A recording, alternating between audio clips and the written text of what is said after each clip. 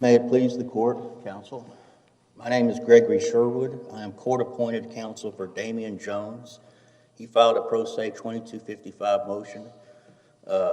I'm going to use Damian Jones throughout so we don't confuse him with Cedric Jones. If I say Mr. Jones, I might get it confused. Damian Jones is currently serving a 708-month or 59-year sentence. That is made up of 324 months for his group of robbery-related convictions, one for conspiracy, and the other 3 for substantive acts of robbery on 3 different days. There is a 7-year or 84-month consecutive sentence for one firearms-related conviction, which has now been rendered or has now been held to be constitutionally invalid under the 2019 U.S. versus Davis Supreme Court decision.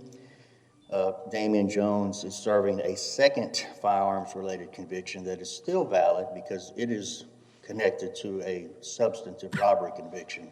That is an extra 300 months or 25 years. So, if that's consecutive to the 84-month, or is it concurrent? I didn't mean to interrupt, but yes, there's 324 plus 7 plus 25. This firearms-related conviction statute talks about how each of the firearms counts must be consecutive to each other, and they have to be consecutive to any other counts.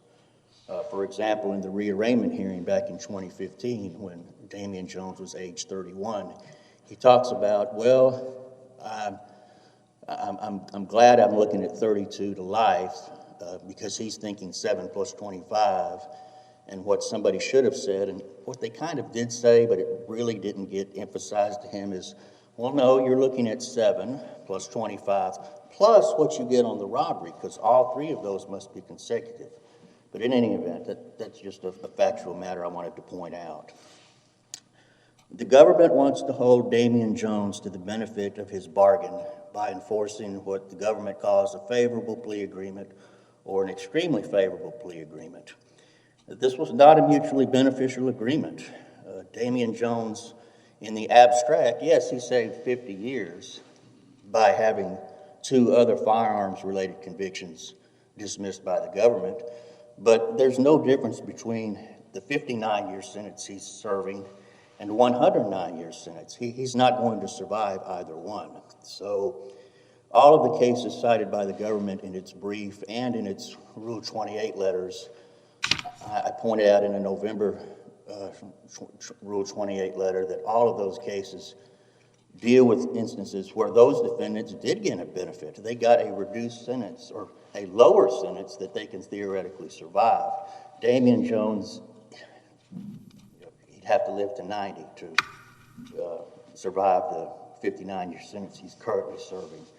Additionally, and this may seem like a hard argument for me to make, but if we're going to hold Damian Jones to the benefit of his part of the plea agreement, we need to hold the government to its part of the plea agreement also.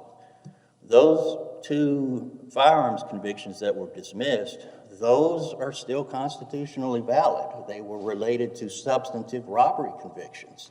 I don't know the reason that the indictment was pleaded that way.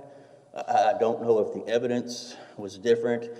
I don't know if that was just pure luck of the draw for the reasons of which ones were dismissed and were not, but the government should be held to its end of the bargain as well, and Damian Jones is asking that this case be remanded for resentencing.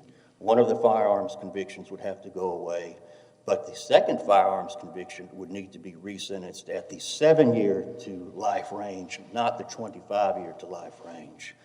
Now, I'm happy to answer questions. That's kind of an overview of my argument, and we can parse it apart as you wish now. Well, you heard some of the arguments that we just discussed in the other case. Yes. Any thoughts or comments about those? Well, first of all, I think the question about does this withdraw the plea agreement and make the defendant back in the position he was post-indictment, I think that's correct. I didn't make that clear in my brief, but I think that's what would happen is If Damian Jones receives the relief he requested, then he's facing all 8 counts under the indictment. From his perspective now, you know, it's, well, I'm looking at a life sentence or I'm looking at an extra life sentence. This reminds me of state appeal convictions that I've worked on, especially in the child sex offense arena, where there's lots of convictions and they're all stacked, and so the newspaper says, you know, defendant receives 840 months or 840 years sentence because that's sending a message to the community.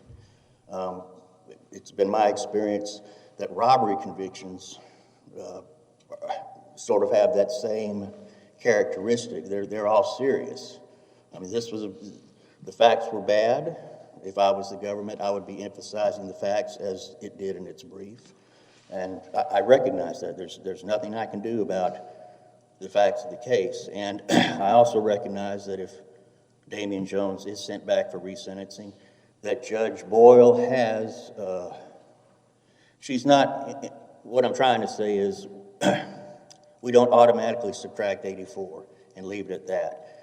Judge Boyle will have the option of considering that second firearms-related conviction between 7 to life, and she could give him 7 months. She could explain why she's giving him 25 years.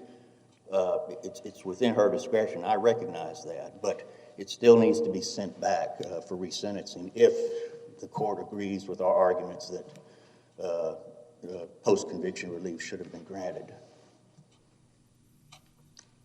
If there are no other questions, then I'll sit down and wait for rebuttal. Thank you.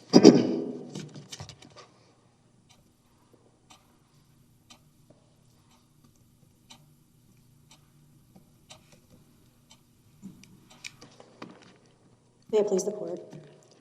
Amy Mitchell again for the United States. Because the other issues we've sort of addressed in the previous argument, I'm gonna skip ahead to Damian Jones's last argument, which is that because he received no real benefit to this bargain, the court shouldn't enforce it.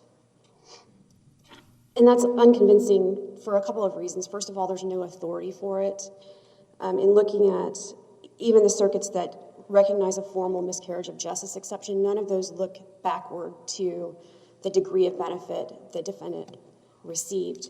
And in this case, he did receive a benefit. If he had gone to trial or if he'd pled without a plea agreement, he would have had an additional 50 years in prison.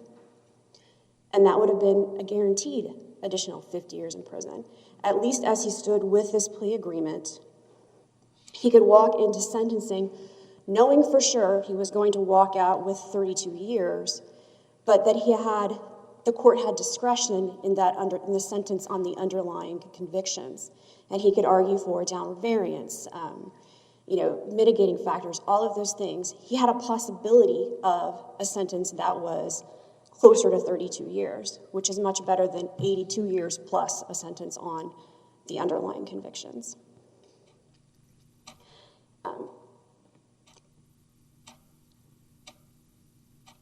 And to me, this really is sort of more like a miscarriage of justice argument in a sense, and the court's already rejected that in Caldwell. So if the court has no questions, I will see the remainder of my time.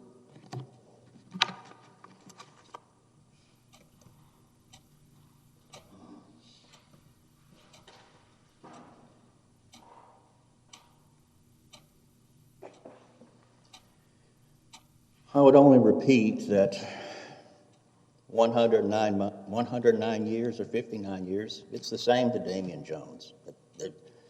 That's like if I was going to buy a house and the person working for me, and forgive me if I get the language wrong because I still live in an apartment, I've never bought a house, but if whoever's selling me the house is saying, well, I could save you $50,000 on this house. Well, $50,000 sounds like a lot of money, but if the house is worth $30 million, that's really not worth a lot of money. So the fact that he saved 50 years it's irrelevant because he's still serving 59 years, not 109 years. And he risks, well, Judge Boyle cannot change the sentence on the underlying robbery convictions, so that sentence stays in place. So he's looking at 7 to life on the on the remaining firearms conviction. But I've already stated my argument on that, and I don't want to repeat myself. I think the briefs have argued the court's case law, and we've kind of gotten into the weeds on the various questions that the panel has asked today and that were asked back in May on Davis and Caldwell. I pointed out that there was a conflict in two cases that perhaps should be resolved by the en banc court, but that may be neither here nor there. The easiest way to resolve that may be just for the panel to either ignore that argument or just say, well, we're going to follow the published opinion and not the unpublished opinion. But in any event, if there are no other questions, the relief Damian Jones is asking for is that the district court's order agreeing with the magistrate judge recommending denial of relief be reversed or vacated, whatever the proper word is, and remanded for resentencing on that remaining, excuse me, I may have misspoken. The actual remedy would be, well, I may have hoisted myself on my own petard. I think the actual remedy is that he's placed back in the position he was in post-indictment. So it's either that's the remedy or the alternative remedy is remand for resentencing on the remaining firearms conviction. And I apologize for being unclear on that, but that's just something, a thought that has occurred to me as we've been speaking today. If there are no other questions, I thank the court for its time. Thank you. Mr. Sherwood, you were court appointed, and we appreciate your willingness to take these cases. Thank you.